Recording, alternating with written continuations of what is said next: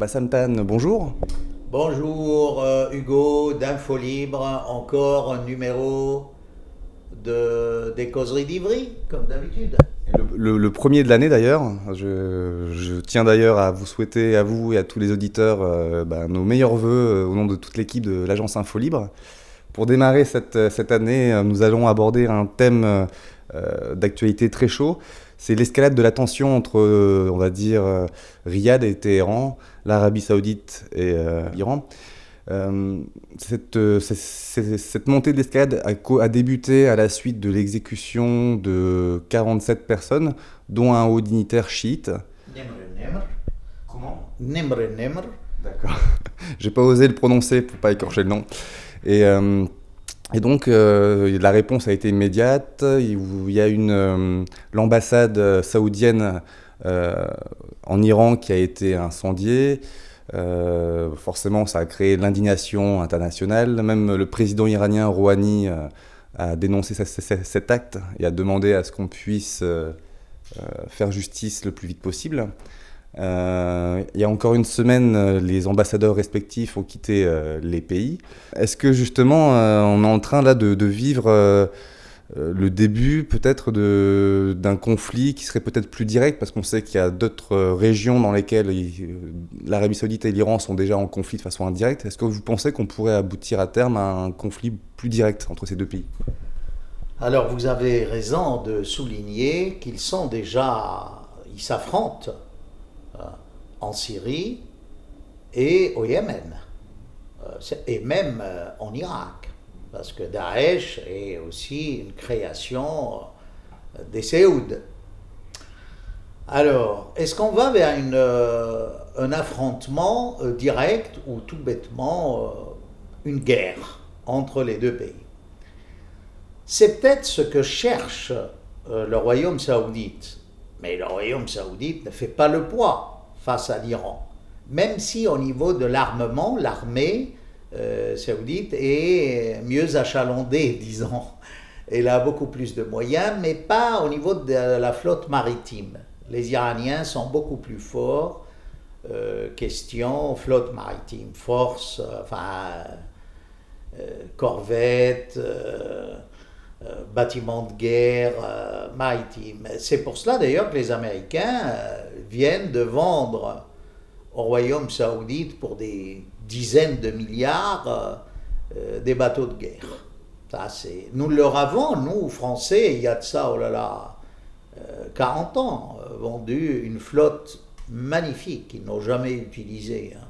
Elle était plus moderne que notre propre flotte française. C'était le contrat Sawari et puis Sawari 2 pour innover, revoir. Bon, ça c'est la parenthèse, si vous voulez, concernant les forces en présence. En fait, le royaume saoudite cherche à créer une coalition contre l'Iran. Et là, on a vu que la Ligue arabe a pris une position pro-saoudienne contre l'Iran, contre le fait que l'ambassade à Téhéran, l'ambassade saoudienne, ait été attaquée. Sans doute, ces pays arabes, vous savez, ne décident pas eux-mêmes dans cette Ligue arabe. C'est malheureux à dire pour les Arabes, mais c'est la réalité. Donc, sans doute, ils ont tous été achetés, il y a des dessous-tables, on a graissé la pâte, et puis ça y est, tout le monde s'est rangé du côté du royaume saoudite, sauf le Liban. Parce qu'au Liban, vous savez, il y a le Hezbollah et le général Aoun, et là, c'est difficile pour le gouvernement de s'aligner sur la ligne saoudienne. Il y a la Turquie aussi qui n'a pas osé trop se prononcer sur la question. La Turquie ne fait pas partie de la Ligue arabe. Quand elle est invitée, elle a été déjà invitée à titre exceptionnel. Mais sinon, ce n'est pas un pays arabe, la Turquie. Maintenant, évidemment, avec l'absence de la Syrie, le siège toujours vacant qu'on montre avec le drapeau légal, légitime, à la Ligue arabe, ça montre un peu pourquoi ça boite. Et puis, il ne faut pas se leurrer, Sisi a touché 2 milliards. Hein, le prince héritier du prince héritier, celui qui mène la guerre au Yémen, le saoudite, a rendu visite au Caire. Et finalement, Sisi a sorti un papier. Bon, parce que Sisi n'a pas une grande idée de toutes ces pétromonarchies. D'ailleurs, au sein des gouvernants de ces pétromonarchies, on est divisé face à l'Égypte, mais on a besoin de l'Égypte. Or là, comme l'Égypte a beaucoup de problèmes au Sinaï avec les islamistes, le royaume saoudite veut occuper la place qu'occupait l'Égypte dans les relations internationales. Parce que dans le monde arabe, l'Égypte a un poids certain. Donc, avec la Ligue arabe, le royaume saoudite a créé une coalition aussi islamique contre le terrorisme, mais il ne faut pas oublier que cette Ligue islamique contre le terrorisme n'avait pas averti les gens qui en font partie. C'était la blague du moment. Parce que le Liban a dit, ben nous on fait partie, mais vous ne nous avez pas contactés, alors on voit mal comment on peut faire partie, et ainsi de suite. Beaucoup de pays, c'était 34 pays, soi-disant. Enfin, la majorité des pays n'avaient même pas été contactés avant la création. Donc, suite à la guerre du Yémen, où il y a eu une coalition panarabe, et là c'est scandaleux, ici en France ou dans le monde, personne ne parle de la guerre du Yémen. Il y a une occultation, mais générale, alors que c'est un pays qui a été détruit en à peu près 9 mois, qui connaît la même destruction que celle de la Syrie en 5 ans. Toute l'infrastructure est à terre, et personne ne dit rien. Là aussi, on notera que Sisi et l'Égypte ont hésité à engager des forces au sol. C'est-à-dire, l'Égypte a besoin de l'argent de ces pétromonarchies, mais il ne leur exprime pas d'estime du tout. D'ailleurs, il y a eu des écoutes scandaleuses où il dit que ce n'est même pas des États, ce sont des demi-États. Ça, on n'en parle pas en France, mais sur les satellites arabes, c'est pratiquement une fois par semaine qu'on soulève à nouveau ce problème Égypte, pays du Golfe, les relations compliquées. Vous voyez. Mais vous vouliez me poser une question. Non, je voulais rebondir, mais je sais plus, donc allez-y, continuez, c'est pas important. Alors, en fait, le royaume saoudite, en exécutant Nimr al-Nimr,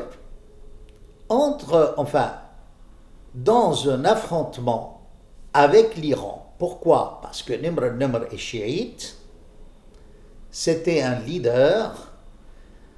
Suite à la mort du ministre saoudien de l'Intérieur, il a osé dire que lui ne faisait pas le deuil et que il est soulagé, c'est une délivrance, parce que les chiites du Qatif, du royaume saoudite, ne seront pas persécutés et emprisonnés et poursuivis par ce prince qui venait de décéder.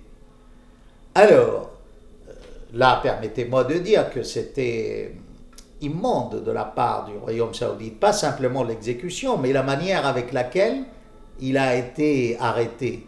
On a dit qu'il était armé alors qu'il n'était pas armé, il n'avait aucune arme. Ils l'ont poursuivi avec des voitures, ils l'ont obligé à aller heurter avec sa voiture un mur pour le cueillir et dire, voyez, il y a du sang, alors qu'il lui avait tiré une balle dans la jambe. Alors, et du coup, ils n'ont pas le droit de l'exécuter parce qu'il n'était pas armé. Même dans la quintessence islamique de la jurisprudence, au pire, ils pouvaient l'exiler. Ce qu'ils risquaient, c'est l'exil, mais pas la décapitation. Donc, ils ont créé une accusation fausse pour l'exécuter. Et l'exécuter, c'était c'était conscient.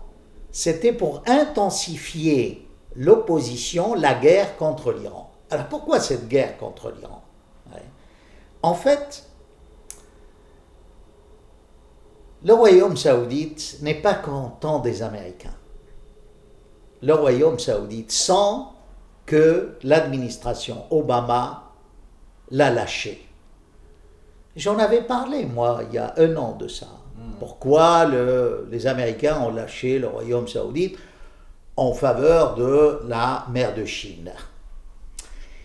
Les Saoudites s'attendaient à ce que les Américains bombardent la Syrie et, comme on dit familièrement, déboulonnent Assad. Ça n'a pas marché. Ils ont nourri Daesh, ça n'a pas marché. Pour un peu montrer qu'eux peuvent voler de leurs propres ailes, ils ont engagé la guerre du Yémen. Et là, c'est une guerre non seulement contre l'Iran qu'ils veulent détruire, leur espoir c'est que les États-Unis ou le monde arabe ou la Turquie ou connaît une décision à l'ONU contre l'Iran et qu'on détruise l'Iran, comme on l'a fait avec l'Irak. Et vous savez, d'abord, les Américains ne sont pas d'accord, du moins ceux qui sont à la Maison-Blanche à ce jour. Peut-être qu'après, ça va évoluer avec le Congrès s'il y a de nouvelles élections. Alors, qu'a fait l'Arabie saoudite pour cela, ou le royaume saoudite? Je préfère ce terme à l'Arabie, parce que l'Arabie n'est pas la propriété des Saouds, vous connaissez ma position. Surtout que de plus en plus, des gens appellent à la libération de la péninsule arabique des Saouds. Mais ça, on en parlera un jour. Donc, le royaume saoudite, c'est aller très loin, non seulement dans la guerre du pétrole, mais que cette guerre de la baisse des prix du pétrole serve à enclencher ou à déclencher, si vous voulez, une guerre. Les Américains regardent ça de très près, mais ils ne veulent pas s'engager, comme je vous ai dit. Alors comment ça s'exprime? Quel est l'intérêt des Saoudiens? Ils veulent, par la baisse du prix du pétrole, asphyxier des pays qu'ils considèrent comme pays ennemis. D'abord la Russie, parce qu'elle soutient Assad et elle a une présence militaire et elle n'est pas d'accord avec la coalition que forme Riyad pour les négociations de Genève. Ils veulent asphyxier la Russie parce que les revenus russes, c'est à 50% du pétrole, de l'énergie, du gaz ou du pétrole. Le second pays, c'est l'Iran. Surtout qu'après, si un jour on va avoir la levée des sanctions,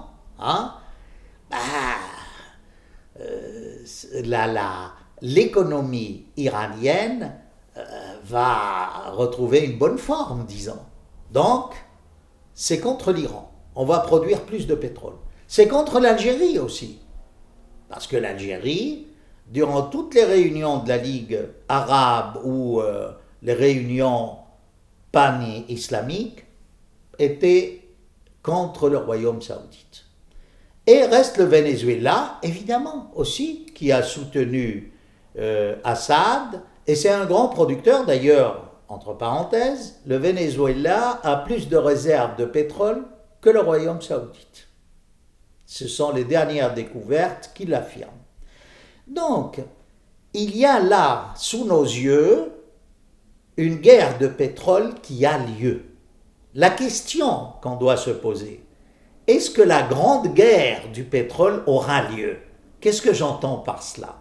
C'est-à-dire, est-ce qu'il y aura carrément un de ces pays que j'ai cités qui va être bombardé ou entrer en guerre et qui est visé par le royaume saoudite?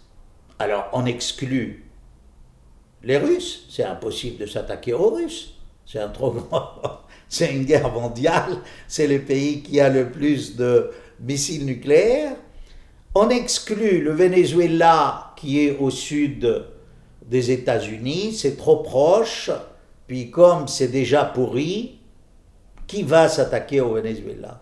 L'Algérie peut avoir des attaques terroristes de ses voisins, la Libye ou la Tunisie, mais l'armée algérienne est forte. Ah, ils ne peuvent pas. Vous voyez? Donc, qu'est-ce qui reste? Il reste l'Iran. L'Iran ou alors le Royaume saoudite. Ils ont une bonne armée aussi, l'Iran. Oui, mais je veux dire, qui reste à attaquer là-dedans? C'est soit l'Iran ou alors cette guerre se retourne contre celui qui veut la mener, le Royaume saoudite. Et moi, je crois que c'est ce qui risque de se passer. J'aurais une question. Par exemple, donc justement, le fait qu'on produise et que les prix baissent, est-ce que ça n'handicape pas plus justement l'Arabie Saoudite? Parce que l'Iran a su développer une économie à côté, elle a appris à vivre sous sanctions économiques. Finalement, elle pourra avoir des ressources complémentaires, alors que l'Arabie Saoudite se repose essentiellement sur la vente de son pétrole.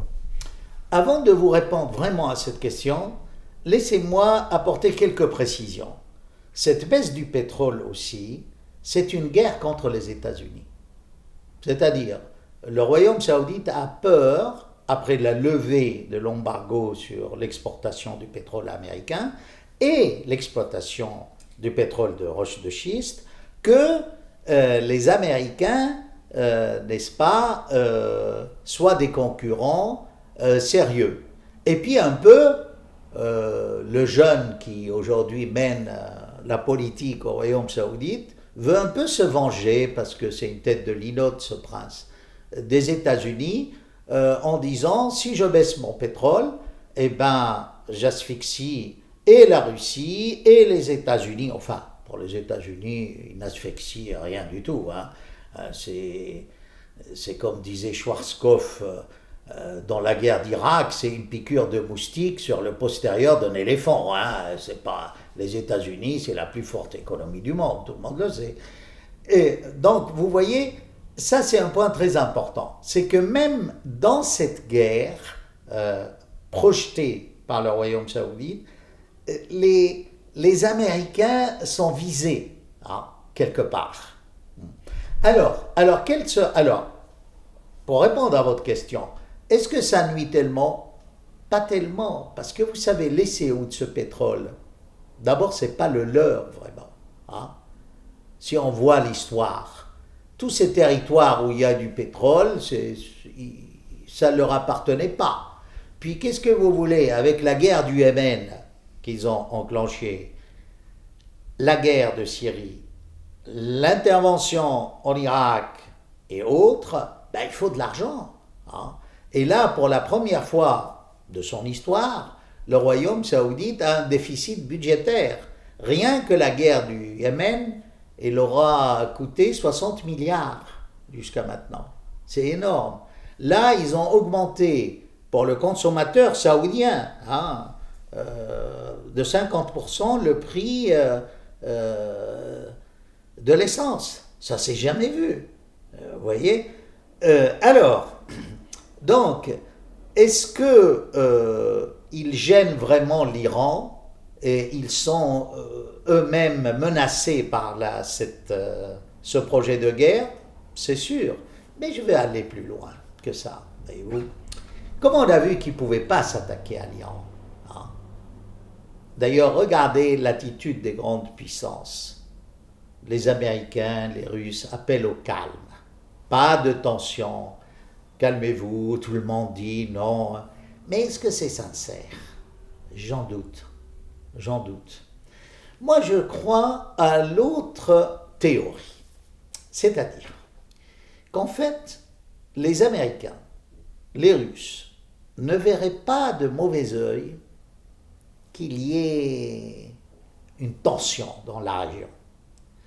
Mais comme on ne peut pas s'attaquer à l'Iran, vous savez, certains peuvent s'attaquer au Royaume saoudite.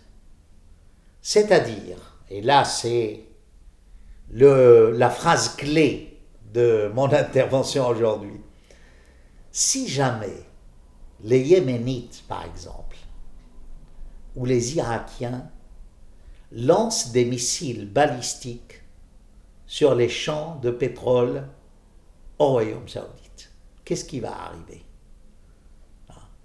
On va répondre, le Yémen est détruit. Ils vont s'attaquer à l'Iran, on a vu que c'était exclu. Qui c'est qui va s'attaquer à l'Iran? Mais si on le faisait, qu'est-ce qui arriverait au prix du pétrole? Les prix vont monter. Il suffit que demain on entende que le champ de Hassa, un des plus grands champs de pétrole du monde, soit attaqué par, je ne sais pas, 3 missiles, pas plus, 2. Alors, si le pétrole augmente, mais tout le monde trouve son compte. À commencer par les États-Unis. Laissez-moi vous expliquer. Tous ces pays du Golfe, avec ces tensions, s'il y a bombardement ou attaque, vont avoir besoin d'armes. Mais en ce moment, ils n'achètent pas beaucoup d'armes, parce que les prix du pétrole sont bas. Donc, pour l'économie mondiale, tout le monde a intérêt que le Royaume saoudite connaisse un problème avec son pétrole pour que les prix augmentent. Les États-Unis pourront exporter leur pétrole. Et à prix cher, ils pourraient exploiter le pétrole des roches de schiste. Ils pourraient vendre des armes à tous ces pays qui se sentent en danger après cette attaque. C'est-à-dire le Koweït, les Émirats, le Qatar. Et si par hasard le Royaume saoudite, bien que ce prince dont on a parlé, qui est un peu foufou, et dit dernièrement qu'il serait fou de s'attaquer à l'Iran, c'est pas ce qu'il pensait il y a quelques semaines, à ce moment-là, les États-Unis peut-être vendraient des armes à l'Iran, ou la Russie va vendre encore des armes à l'Iran. Mais pour que l'Iran puisse acheter des armes, il faut que les prix augmentent. Pour que les bourses, là on est, vous voyez, au bord de l'abîme. Il se peut que la bourse craque à cause de cette chute spectaculaire de prix. Donc, il y a un jeu là. On va peut-être laisser perdurer un peu pour que les prix de la bourse baissent, pour après imaginer une attaque et on va avoir la flambée des prix. Et à ce moment-là, l'économie mondiale se portera mieux. Mais qui sera le dindon de la farce? Le Royaume saoudite. Alors, est-ce que les Américains tiennent tellement à ce que les Saouds, malgré la signature du 15-6-2, que pétrole contre sécurité de la famille des Saouds tient bon? Je crois que les Américains commencent à s'en détacher, parce que leur concept du Grand Moyen-Orient n'admet pas qu'il y ait cette famille Saoud qui s'est appropriée le pétrole de la péninsule arabique, une grande partie, qui ne respecte pas les droits de l'homme. Tout le monde sait qu'ils étaient derrière le 11 septembre, qu'ils aident les islamistes dans le monde entier. De plus en plus, les chancelleries occidentales lâchent le Royaume saoudite. Vous avez vu d'ailleurs la déclaration de l'Élysée après l'exécution de Nimr al-Nimr, ou l'attaque de l'ambassade saoudienne à Téhéran. C'était pas tellement en faveur des Saoudiens, c'était très mesuré, parce que là aussi, le gouvernement français a un problème avec le peuple français. Oui, c'était très mesuré. Oui, donc, vous voyez, c'est pour cela que je crois, moi, qu'un des scénarios possibles, c'est qu'il y ait et qu'on jette de l'huile sur le feu, tout en appelant à l'apaisement. Mais en fait, ce n'est pas l'apaisement qu'on veut. Mais dans le cas où il y a une guerre, alors, admettons que, par exemple, Israël et les mêmes intérêts que le royaume saoudite. D'ailleurs, on voit un rapprochement israélo-saoudien jour après jour. Hein. C'est très... Alors, la grande question, comment va être cette guerre du pétrole? Est-ce que vraiment il y aura affrontement entre l'Iran et le royaume saoudite, ou tout simplement il y aura des attaques de guérilla yéménites contre les installations pétrolières du royaume saoudite? Je serais plutôt pour cela, parce que les Iraniens sont trop malins pour être entraînés dans une guerre comme cela. Hein? Et un exemple, vous avez appris que les Iraniens hier ont intercepté 2 petites embarcations militaires d'Américains. Alors, on voit là, en géopolitique, ce n'est pas la vérité qui intéresse. Est-ce que c'est par hasard, c'est volontaire, est-ce qu'ils se sont perdus ou c'est des navires espions? Il paraît qu'il y avait de l'armement lourd, certains ont parlé de petits missiles. Là. Si les Américains voulaient déclencher une guerre avec l'Iran, ils auraient utilisé cet incident pour répondre. Il en est de même des Iraniens qui ont calmé le jeu, ils ont dit ils sont très bien reçus, il y a une femme parmi les 10 Américains qui sont là, ils sont dans l'île Farsi, on les reçoit bien, puis on attend de les rendre après, vous voyez. Donc, ces pays jouent l'apaisement, mais ça ne veut pas dire qu'ils ne seraient pas d'accord et ils auraient la même voix pour dire oui, le temps des Séouds est révolu. Merci Bassam Tan, à très bientôt. On verra ce que les jours nous apporteront. On n'hésitera pas à faire une vidéo et de rappeler celle-ci si jamais ça arrive.